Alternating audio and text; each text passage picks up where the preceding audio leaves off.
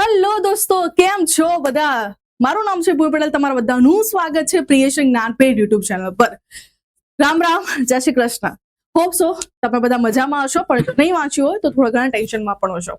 આજે હું તમારા માટે 2 થી 3 એવી મોસ્ટ ઇમ્પોર્ટન્ટ વાત કરવાની છું કે સમટાઈમ્સ આખું પેપર આવડવા છતાં પણ માર્ક્સ ઓછા આવી શકે, અથવા તો કઈ ગડબડીના લીધે થઈને તમારું પેપર મતલબ આન્સર શીટ મિસમેચ થઈ શકે છે. તો શું શું રીઝન હોઈ શકે છે? તો સૌથી પહેલા બોર્ડ તરફથી એક સર્ક્યુલર આવ્યો છે, જેના વિશે મારે તમને વાત કરવાની છે. એની સાથે સાથે બીજી પણ ઘણી બધી વાતો કરવાની છે, એટલે આખો વિડીયો ધ્યાનથી જોજો.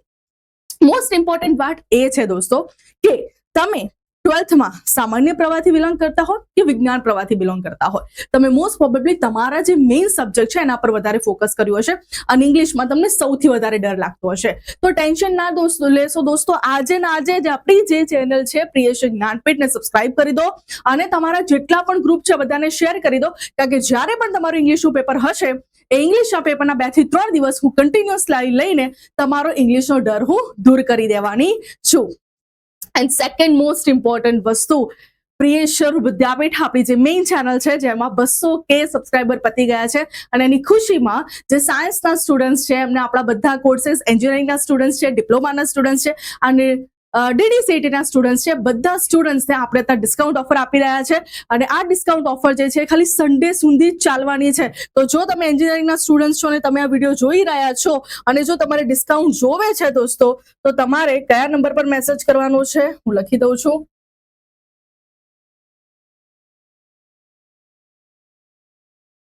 આ નંબર પર મેસેજ કરીને તમે તમારું ડિસ્કાઉન્ટ લઈ શકો છો. એન્ડ થર્ડ મોસ્ટ ઇમ્પોર્ટન્ટ વસ્તુ, આપણા વોટ્સઅપ ગ્રુપમાં જો હજી પણ ના જોડાય હોય તો જોડાઈ જજો, અને એકવાર જોડાય હોય તો બીજી વાર જોડાવાની કોઈ જરૂર નથી. તો ચલો હવે આપણે વાત કરીએ આપણા મોસ્ટ ઇમ્પોર્ટન્ટ વસ્તુનું. શું કહે છે? ગુજરાત માધ્યમિક અને ઉચ્ચતર માધ્યમિક શિક્ષણ બોર્ડ ગાંધીનગર દ્વારા ધોરણ 10 અને ધોરણ 12 ની જાહેર પરીક્ષા જે 27 બેચથી ચાલુ થઈ રહી છે, ધોરણ 10 અને ધોરણ 12 ના પરીક્ષાર્થીઓએ પરીક્ષા પહેલા અને પરીક્ષા દરમિયાન આટલી વસ્તુ કરવાની અને આટલી વસ્તુ નહીં કરવાની, એટલે ધ્યાનથી સમજી લેજો કે કઈ વસ્તુ તમારે કરવાની છે અને કઈ વસ્તુ તમારે કરવાની નથી. સૌથી પહેલા આટલું કરીએ. શું કીધું છે? ધોરણ 10 અને ધોરણ 12 ના પરીક્ષાર્થીઓને શાળા તરફથી બોર્ડની પરીક્ષા આપવા માટેની હોલ ટિકિટ મળી ગઈ હશે. તમે બધાએ તમારા સ્કૂલમાંથી હોલ ટિકિટ લઈ આવ્યા હશો. હવે હોલ ટિકિટમાં શું કરવાનું છે? તમારે વિષય, તારીખ, સમય અને જે તે વિષયની પરીક્ષા માટે ફળવાયેલા પરીક્ષા સ્થળના લોકેશનની જાણકારી મેળવી લેવી. કારણ કે ઘણી બધી વખત તમારા 6 પેપરમાંથી 4 પેપર કોઈ અલગ જગ્યાએ હશે અને 2 પેપર કોઈ અલગ જગ્યાએ હશે. તો બધા પેપર જે છે એ કઈ સ્કૂલમાં કઈ જગ્યાએ છે બધું તમારે જોઈ આવવાનું છે. મોસ્ટ પ્રોબેબલી આજે I think 23rd yeah 24th થઈ, તો આજે જ જઈ આવજો, કારણ કે હવે 1 કે 2 દિવસ બાકી છે તો તમને શાયદ જવા દેશે. શું લખ્યું છે? પરીક્ષાના અગાઉના દિવસ એટલે 27 તારીખે પરીક્ષા હોય તો 26 તારીખે તમે જઈ શકો છો. પરીક્ષાના અગાઉના દિવસે પરીક્ષા સ્થળ ખાતે સમય 2:30 PM કલાકથી 5 PM કલાક દરમિયાન પરીક્ષા ખંડ જોઈ લો. ભાઈ 2:30 થી 5 માં ટાઈમ આપ્યો છે, એવું નહીં કે ગમે ત્યારે મારી મરજી થઈ, મારે તો સવારના ટાઈમે જવું છે. સ્કૂલ વાળાનું કહું ભાઈ આ સ્કૂલમાં મારો નંબર આવ્યો છે, તું મને બતાય ભાઈ મારે ક્યાં બેસવાનું છે, તો મારું ક્યાં છે, એવું નહીં. અહીંયા એક સ્પેસિફિક ટાઈમ આપ્યો છે તમને, 2:30 થી 5 ના ટાઈમમાં જ તમારે જવાનું રહેશે. પછી શું કીધું છે? પરીક્ષા ખંડમાં પ્રવેશ મળશે નહીં. ખાલી તમારે દૂરથી તમને બ્લોક જોવા મળી જશે કે આ બ્લોકમાં અહીંયા નંબર છે, પરંતુ તમને એન્ટ્રી મળીને એ નહીં ખબર પડે કે તમારો જે નંબર છે ફર્સ્ટ બેન્ચ પર છે કે આ સેકન્ડ બેન્ચ ઉપર છે. હોલ ટિકિટમાં દર્શાવેલ પરીક્ષા સ્થળ અને તમામ નિવાસ સ્થાન વચ્ચેનું અંતર અને મુસાફરી માટેના સમયની ગણતરી કરી લેવી. આ કેમ તમને જવાનું કે છે આગલા દિવસે? કે તમે જ્યારે ઘરેથી નીકળો છો અને જ્યારે તમે સ્કૂલ પર પહોંચો છો તો તમને એક્ઝેક્ટ કેટલું ડિસ્ટન્સ છે, કેટલો ટ્રાફિક હોય છે અને કયા રસ્તેથી તમે જઈ શકો છો ઓલ્ટરનેટિવ, એ બધો તમને આઈડિયા આવી જશે. જેથી જ્યારે તમારું મેઇન પેપર તમે બીજા દિવસે આપવા જાઓ છો ત્યારે તમારે ઘરેથી એક્ઝેક્ટલી કેટલા વાગે નીકળવું એ તમને પ્રોપર આઈડિયા આવી જાય. હોલ ટિકિટમાં દર્શાવેલ નિયમો માટેની પરીક્ષાનો સમય ધ્યાનમાં રાખીને પરીક્ષા સ્થળે પહોંચી જવું. હવે શું નિયમ છે એ પણ હું અહીંયા તમને એક્સપ્લેન કરવાની છું. વિડીયો તમને એવું લાગશે કે આ વસ્તુ તો ખબર જ છે, આ વસ્તુ તો ખબર છે, પણ ઘણી બધી વખત વસ્તુ ખબર હોવા છતાં પણ પેલું કહેવાય છે ને કે આપણને ખબર જ છે કે ભાઈ આગળ ખાડો છે, આપણે નહીં વાંચીએ તો છેલ્લે ટેન્શન આવશે. સ્ટીલ આપણે આખું વર્ષ નથી વાંચતા અને એક્ઝામની આગલા દિવસે આગલી રાત્રે આપણે આખો દિવસ વાંચવું પડે છે. તો આ પણ એ વસ્તુ જે ખબર છે છતાં પણ એક વખત સમજી લેજો દોસ્તો. પરીક્ષાના પ્રથમ દિવસે પરીક્ષાર્થીઓએ પરીક્ષા શરૂ થવાના 30 મિનિટ અગાઉ પરીક્ષા સ્થળે અચૂક પહોંચી જવું. બાકીના દિવસોએ પરીક્ષા શરૂ થવાના 20 મિનિટ. ઓકે, અમુક લોકો શું કે 30 મિનિટ પહેલા પહોંચી છું મેમ, પછી ત્યાં બધા ફ્રેન્ડ્સ હોય, વાતો થઈ જાય, ટાઈમ પાસ થાય અને 30 મિનિટ હું વાંચી ના શકું. અલે ભાઈ, ત્યાં આખું વર્ષ એવું તો શું નહીં વાંચ્યું કે તું 30 મિનિટમાં ઉખાડી લેવાનું? હે, આખું વર્ષમાં એવો તો તને કેટલો ટાઈમ મળ્યો છે કે જો 30 મિનિટમાં તું કરી લેવાનું છે. એટલે આરામથી ભાઈ 30 મિનિટ પહેલા પહોંચી જવાનું, જેથી કોઈ પણ ટેન્શન આવે નહીં. ઓકે, ધોરણ 10 ના વોકેશનલ કોર્સની વાત કરી છે. સિવાયના તમામ વિષયોનો પ્રશ્નપત્ર 80 ગુણના રહેશે. ઉક્ત પ્રશ્નપત્રોનો સમય 10 થી 10.15 કલાક વાંચવા માટે અને ઉત્તરવહી પરની વિગતો ભરવા માટે. મસ્ત લખ્યું છે, ધ્યાનથી સાંભળજો. શું કીધું છે? પ્રશ્નપત્રનો સમય 10 વાગે તમારે પહોંચી જવાનું, એટલે 10 વાગે તમારી સિટિંગ અરેન્જમેન્ટ થઈ જશે.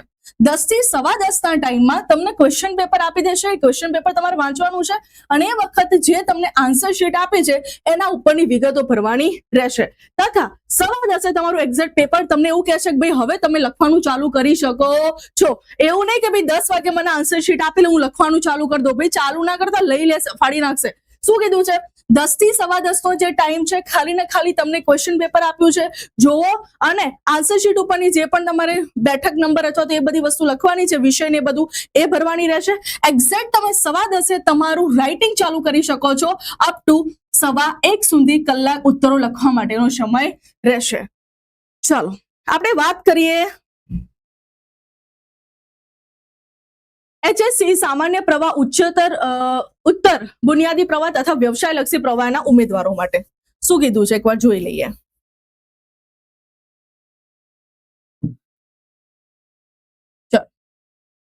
જે પ્રશ્નપત્રો 100 ગુણના છે તે માટે કુલ સમય 3 કલાક 15 મિનિટનો સમય ઉત્તરવહી પરની વિગતો અને જવાબો લખવા માટેનો મળશે. સવારનું જે સેશન હોય છે ધોરણ 12 નું, જેમાં સવારનું સેશન 10:30 થી 1:45 PM નું રહેશે. 10:30 PM થી 10:45 PM મતલબ આ 15 મિનિટ દરમિયાન ઉત્તરવહી પરની વિગતો ભરવા અને પ્રશ્નપત્ર વાંચવા માટેનો સમય રહેશે. હવે ઘણા બધા લોકો શું હોશિયારી કરે, લખ્યું છે કે આ 15 મિનિટ અમારે પ્રશ્નપત્ર વાંચવાનું જ છે, તો જે ક્વેશ્ચન આવડતા હોય ને એને ટીક કરી નાખે. પછી કઈ કેલ્ક્યુલેશન હોય તો ક્વેશ્ચન પેપર પર કેલ્ક્યુલેશન કરવાનું ચાલુ કરી દે. તમારે ક્વેશ્ચન પેપર પર થોડું પણ ટીક માર્ક ના હોવું જોઈએ, થોડું પણ કેલ્ક્યુલેશન ના હોવું જોઈએ.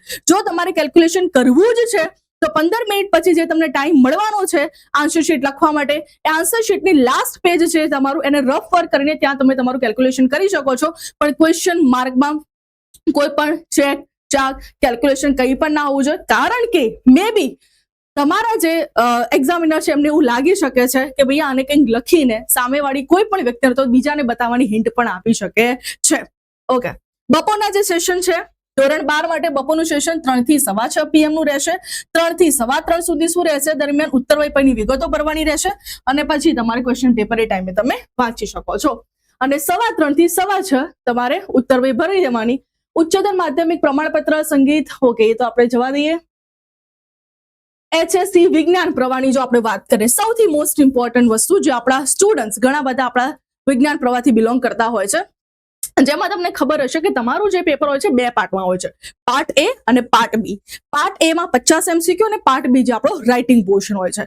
જો તમને એવું લાગતું હોય કે જ્યારે અમને કીધું કે 15 મિનિટમાં હું તમને ક્વેશ્ચન પેપર વાંચવા આપીશ, એ જ વખતે તમને OMR અને આન્સર શીટ બંને સાથે નહીં આપી દે. ધ્યાનથી સમજો શું કહે છે કે પ્રથમ ભાગમાં પ્રશ્નપત્રો પાર્ટ A કે જેમાં OMR જે છે એ જ તમને આપશે. બીજા ભાગમાં પ્રશ્નપત્રો પાર્ટ B નો ટાઈમ છે, જેમાં પ્રશ્નપત્રમાં 3 PM થી 3:15 PM નો સમય OMR પત્રની વિગતો, મતલબ એક્ઝેક્ટલી તમારું પેપર અગર 3 વાગે ચાલુ થાય છે તો 3 થી 3:15 ખાલી તમને OMR મળશે અને ક્વેશ્ચન પેપર મળશે. બરાબર છે? પાર્ટ A અને પાર્ટ B ના વાંચન માટેનો આપવામાં આવશે. જ્યારે 3:15 થી 4:15 તમને ખબર હોવી જોઈએ કે OMR જે તમારે ભરવાની છે 50 MCQ, એના માટે કેટલા કલાકનો ટાઈમ છે? 1 કલાકનો ટાઈમ છે. 3:15 થી 4:15 થઈ ગઈ. ઓકે, હવે 4:15 થી 4:30 મતલબ 3:15 થી 4:15 તમે OMR ભરી લીધી. હવે OMR કલેક્ટ કરી દેશે અને એના પછી તમને આન્સર શીટ આપશે. શું કીધું છે?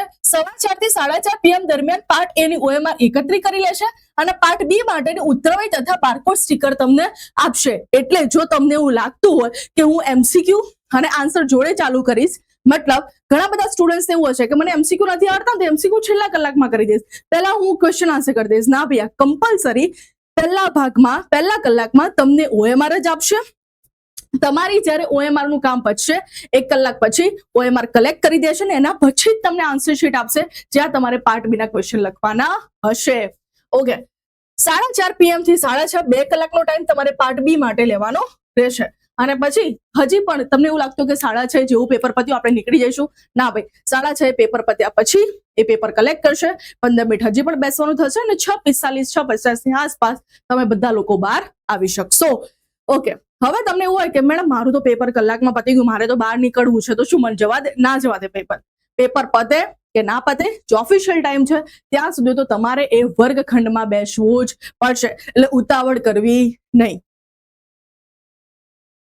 પરીક્ષાર્થીઓએ ધ્યાનમાં લેવાની સૂચનાઓ. પરીક્ષાર્થીઓ પરીક્ષાના સ્થળ ખાતે શક્ય હોય ત્યાં સુધી બૂટ મોજા ન પહેરવા. પોસિબલ હોઈ શકે છે કે ભાઈ આ સમરનો ટાઈમ ચાલુ થઈ ગયો છે, ગરમી એવી, સ્કૂલમાં નંબર આવી ગયો છે, એસી ના ચાલતા હોય, ઇવન પંખા પણ માંડ ચાલતા હોય, તો જો તમે બૂટ અને મોજા પહેરીને ગયા હશો તો બહુ વધારે પડતી ગભરામણ થઈ શકે છે.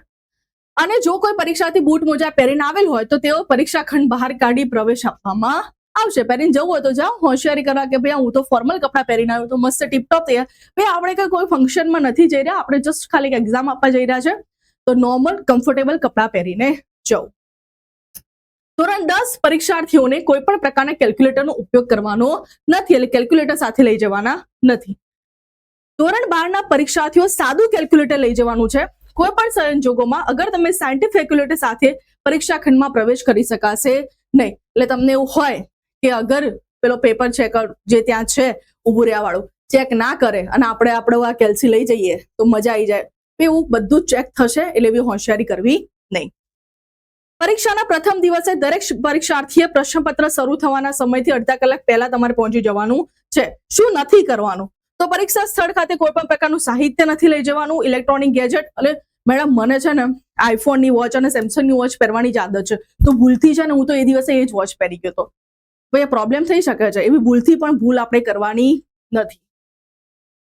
ઉતાવળમાં ભૂલથી પણ મોબાઈલ ફોન સાથે રહી જાય નહીં, એનું ધ્યાન રાખવાનું છે. OMR ઉત્તર પત્રિકામાં જવાબ માટે વર્તુળ કરવા માટે કાળી સાઈવાળી બોલપેન સિવાય અન્ય કોઈ પણ પેન કે પેન્સિલનો ઉપયોગ કરવો નહીં. આ મોસ્ટ ઇમ્પોર્ટન્ટ વસ્તુ છે, કારણ કે આમાં શું કરે છે છોકરાઓ, તમારો પોઈન્ટ સાચો છે કે મેડમ હું છે ને સર્કલ જે છે ને એ પહેલા હું પેન્સિલથી ટીક કરીશ અને પછી છે ને લાસ્ટની 15 મિનિટમાં હું બધું બ્લેક પેનથી કરી દઈશ. પણ તમે વિચારો યાર, લાસ્ટ 15 મિનિટ તમને ટાઈમ જ ના મળ્યો, ક્યારે તમે આને ઇરેઝ કરશો, ક્યારે તમે બ્લેક પેનથી આને સર્કલ કરશો? બેટર છે કે જ્યાં જ્યાં વસ્તુ તમને લાગે છે કે આ મારા કન્ફર્મ જ છે અને બ્લેક પેનથી તમે કરવાનું ચાલુ કરી દેજો. ઓકે, અને સેકન્ડ મોસ્ટ ઇમ્પોર્ટન્ટ વસ્તુ, પાર્ટ એ માં તમને એવું લાગતું હશે કે જ્યાં MCQ હોય ત્યાં નેગેટિવ માર્કિંગ હોય. ના ભાઈ, અહીંયા પાર્ટ એ માં તમે સાયન્સમાં કોઈ પણ નેગેટિવ માર્કિંગ નથી. એટલે રામબાણીલા જ છે, તું નહીં તો તુક્કો, ભગવાનનું નામ લઈને એકે આપણે MCQ છોડવાના થતા નથી. જે આવડે છે તો પરફેક્ટલી ટીક કરો, જે નથી આવડતા એક તિગડમ બિગડમ ABCD કરીને પણ ટીક તો કરીને આવવાનું છે કે શાયદ એમાંથી પણ તમારા 4-5 સાચા પડી જાય. અને જો તમે ફેલ થતા હોય અને પાસ થઈ જાઓ તો એનાથી સોને પે સુહાગા જેવી કોઈ પણ વાત છે ખરી કોઈ? એટલે ઇન શોર્ટ આ મોસ્ટ ઇમ્પોર્ટન્ટ વસ્તુ હતી, તમે સાંભળી છે, ધેટ્સ વેલ એન્ડ ગુડ. તમારો ઘણો બધો ટાઈમ પરીક્ષા માટે બચી ગયો છે. શું કરવું શું ના કરવું તમને બધી ખબર પડી ગઈ છે.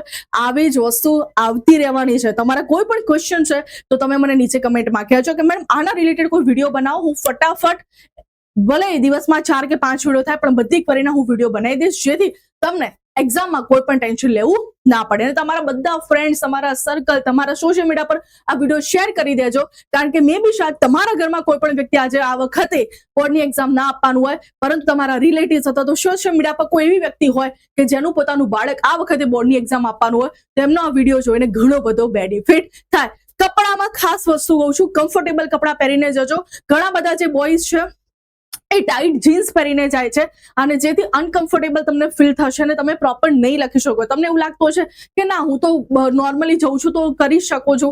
ભૈયા એ નોર્મલ વસ્તુ અલગ છે ને જ્યારે એક્ઝામનો માહોલ હોય, ગભરામણ હોય, ટેન્શન હોય, પેપર લખવા બેઠા હોય ને ત્યારે એ કપડામાં કમ્ફર્ટેબલ રહેવું બહુ અલગ વસ્તુ છે. એટલે મોસ્ટ ઇમ્પોર્ટન્ટ વસ્તુ, જેટલી પણ નેસેસરી વસ્તુ છે, pen, pencil, sharpener, hall ticket બધું સાથે લઈ જજો. હોલ ટિકિટમાં જ્યારે પણ તમે પેપર આપી દો છો, મેક શ્યોર તમને ખબર હશે કે હોલ ટિકિટમાં સાઇન કરવાની હશે કે આ પેપર તમે આપેલું છે, તો હોલ ટિકિટમાં સાઇન ખાસ કરીને કરાવી દેજો, કોઈ ભૂલી ના જાય. અને બસ આટલી ઇમ્પોર્ટન્ટ વસ્તુ છે. હજી પણ કોઈ તમને કન્ફ્યુઝન હોય તો મને કમેન્ટમાં કરી દેજો. ટેક કેર દોસ્તો, જય શ્રી કૃષ્ણ. રામ રામ.